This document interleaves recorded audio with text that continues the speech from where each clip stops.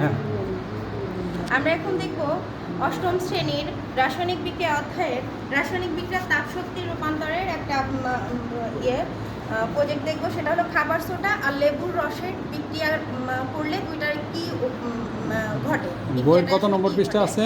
এটা বইয়ের আমাদের অষ্টম শ্রেণীর বইয়ে 83 নম্বর পৃষ্ঠাতে আছে। আমরা খাবার সোডা লেবুর রসের এই বিক্রিয়াটা ঘটানোর জন্য আমাদের একটা টেস্ট টিউব লাগবে, আর লাগবে হলো সোডিয়াম বাইকার্বনেট বা বেকিং সোডা। আর যেহেতু আমাদের এখন হাতের কাছে লেবুর রসটা নেই, লেবুর রস অথবা ভিনেগার, হ্যাঁ, অথবা ভিনেগার ব্যবহার করব। আমরা ভিনেগারটা ব্যবহার করছি, এটা রাসায়নিক নাম হলো অ্যাসিটিক অ্যাসিড। আমরা প্রথমে টেস্ট টিউবের মধ্যে এই সোডিয়াম বাইকার্বনেটটা নিই।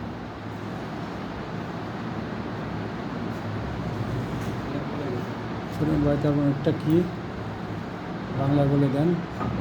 এটা হলো বেকিং সোডা বা খাবার সোডা। ওকে, তারপরে কি দিলেন? এরপরে দিলে কি ঘটবে?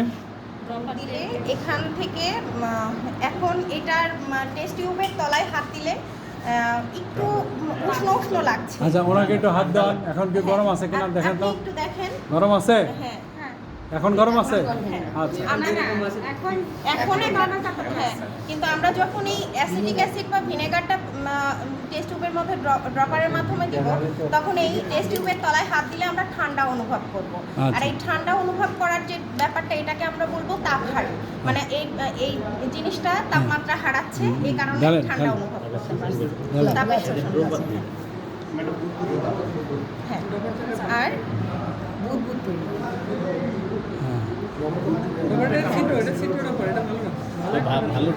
আরে ঢালেন, ওটাতে ঢালে ফেলেন।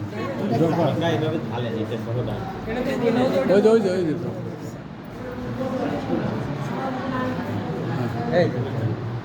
এখন এটা দেওয়ার পরে দেখবো যে আমরা বুদবুদ উঠতেছে।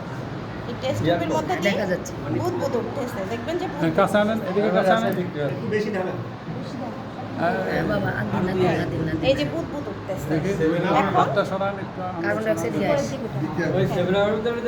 এখন যদি আমরা এই টেস্ট টিউবের তলায় হাত দিই, তাহলে ঠান্ডা অনুভব করি। দেখেন তো ঠান্ডা কিনা। ঠান্ডা হয়েছে। ঠান্ডা? হ্যাঁ, ঠান্ডা। তার মানে কি এখান থেকে তাপটা সরে গেছে। আর এটাকে আমরা রাসায়নিক ভাষায় বলি তাপ হার, মানে তাপটা হারাচ্ছে। ওকে, সোডিয়াম সালফেট কার্বন শেষ। ডাইঅক্সাইড ধন্যবাদ।